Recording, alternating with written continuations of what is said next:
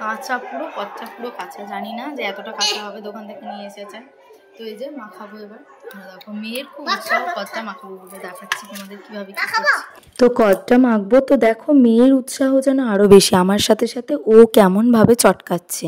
আর এই যে খোলাগুলো দেখছো, খোলাগুলো তো অনেক মাস লেগে আছে, যেগুলো আমি চামচের সাহায্যে কুড়ে কুড়ে তুলে নেব। কচ্চা কাঁচা বটে, কিন্তু এটা মেখে রাখলে হয়তো মজলে ভালো লাগবে, সেজন্য আরও মাখছি। আর আমার মেয়ে টক খেতে এত ভালোবাসে, কি বলবো, ওর উৎসাহ আরও যেন বেশি। আমাকে কিছুতেই জলখাবার না খেতে দিয়ে ও আমাকে আগেই বলল, তুমি আগে কদবেলটা মাখিয়ে দাও, তারপরে তুমি খাবে। তো সেই মতোই কাজ।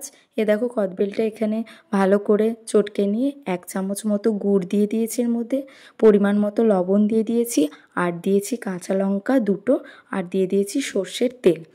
ভালো করে লঙ্কাগুলো ডলে কদবেলটা একদম চটকে নেব ভালো করে।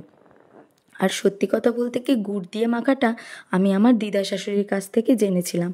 দিদা শাশুড়ি একবার বলেছিল কদবেল গুড় দিয়ে মেখে দেখো, খুব ভালো লাগে। আর সত্যি কথা বলতে কি, খুব ভালোও লাগছিলো জানো, চিনির থেকেও বেশ ভালোই স্বাদ লাগছিল। তো এটাকে কদিন রোদ্দুরে রেখে দেবো, তাহলে বেশ আচারের মতো ভাবটা চলে আসবে। কদবেল তো আমরা চিনি দিয়ে লবণ লঙ্কা দিয়ে মেখেই খাই। তোমরা কে কীভাবে খাও অবশ্যই কমেন্টে জানিও। আর কদবেলটা যেহেতু মেয়ে খেতে খুব ভালোবাসে, সেজন্য ফেলে না দিয়ে এটাকে এভাবেই মেখে চটকে মেখে নিলাম।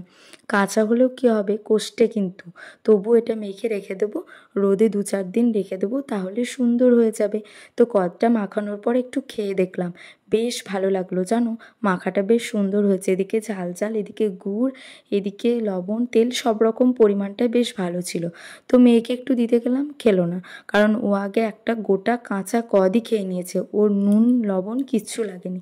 তো চলো, কদবেল মাখাটা কেমন হয়েছে তোমরা অবশ্যই কমেন্টে জানিও। দেখা হবে নেক্সট ভিডিওতে, নেক্সট কোনো একটা নতুন ব্লগে। টাটা।